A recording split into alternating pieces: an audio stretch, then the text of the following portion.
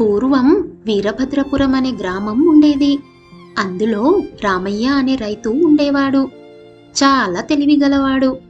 ఉన్న కొంచెం పొలంలో కూరగాయలు పండిస్తూ బాగా కష్టపడి పనిచేసేవాడు.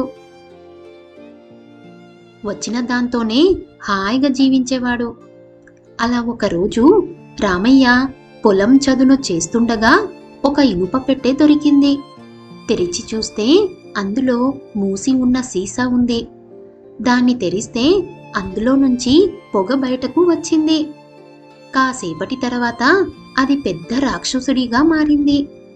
ఎవరు నువ్వు అని గంభీరమైన స్వరంతో రామయ్యను ప్రశ్నించాడు ఆ రాక్షసుడు. రామయ్య తన గురించి అంతా చెప్పాడు.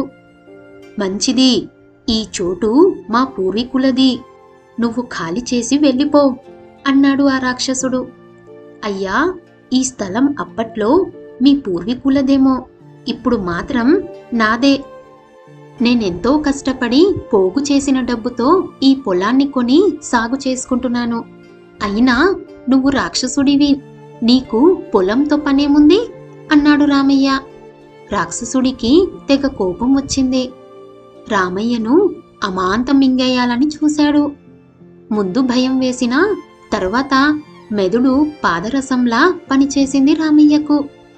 అసలింతకీ నువ్వు రాక్షసుడివి అన్న నమ్మకమేంటి? అసలు అంత పెద్దగా ఉన్న నువ్వు ఈ చిన్న సీసలోకి ఎలా దూరావు? నాకు మళ్ళీ చూపించు ఓసారి అన్నాడు. వెంటనే రాక్షసుడు బిగ్గరగా నవ్వి, ఇప్పుడు నేను సీసాలోకి దూరి చూపిస్తే నువ్వు మళ్ళీ మూత పెట్టేద్దామనే? ఆ పప్పులేం ఉడకవు. అయినా నువ్వు ఈ సీసా మూత తీసి సాయం చేశావు. పైగా నువ్వన్నది నిజమేలే. ఇప్పుడు నేను రాక్షసుణ్ణి, నాకు ఈ పొలంతో పనేముంది? నీకు మాట ఇస్తున్నా, ఇది నువ్వే తీసుకో, కానీ నాకో సాయం చేసి పెట్టు అన్నాడు ఆ రాక్షసుడు. ఏంటో చెప్పమన్నాడు రామయ్య. ఏం లేదు, ఆ సీసను పగలగొట్టాయి, అప్పుడే నేను ప్రశాంతంగా ఉండగలను అన్నాడు. రామయ్య అనుమానిస్తూనే సీసను పగలగొట్టాడు. ఇచ్చిన మాట ప్రకారం రాక్షసుడు అక్కడి నుంచి వెళ్ళిపోయాడు. హమ్మయ్య అని రామయ్య ఊపిరి పీల్చుకున్నాడు.